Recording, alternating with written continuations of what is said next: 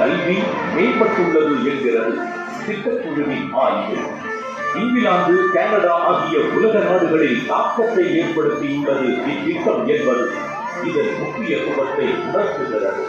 இத்திட்டத்தின் பெரும் பயனை தமிழ்நாடு அரசு உணர்ந்ததால் நகர பகுதிகளில் இயங்கும் அரசு உதவி பெறும் பள்ளிகளில் பயிலும் 3,05,000 குழந்தைகளுக்கும் காலை உணவு வழங்கப்படும் என 2025-26 ஆண்டிற்கான நிதிநிலை அறிக்கையில் தெரிவிக்கப்பட்டது. அதற்கிணங்க இத்திட்டம் விரிவாக்கப்பட்டு இன்று மாண்புமிகு தமிழ்நாடு முதலமைச்சர் அவர்களால் மயிலாப்பூரில் உள்ள புனித சூசையப்பர் தொடக்க பள்ளியில் தொடங்கி வைக்கப்படுகிறது.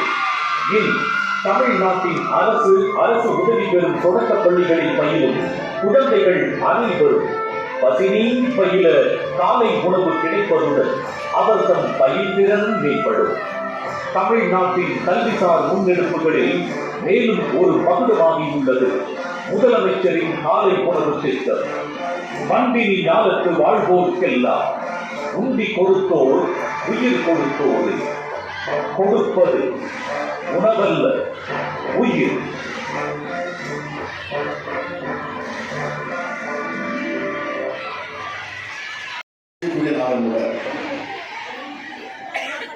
ஏன்னா ஆண்டவர்கள் பஞ்சாப் செய்யும் எங்கள் பகவன்மா அவர்கள் இங்கே வந்திருக்கிறார். On behalf of the people of Tamil Nadu, welcome you. இதுக்கு முன்னாடி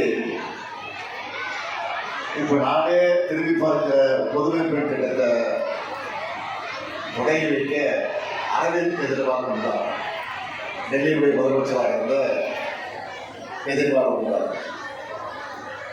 இப்போ இந்த திட்டத்துக்கு பகவன்மான் வந்திருக்கிறார்.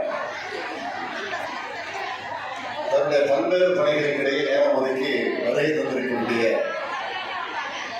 மாண்புமிகு பஞ்சாப் முதலமைச்சருக்கு என்னுடைய பணமார்ந்த நன்றி. உருவசியும் ஓவாக்கிழியும் செய்துமணியும் சேராத 20 நாடுகள் சொன்னார் மாண்புமிகு. அதாவது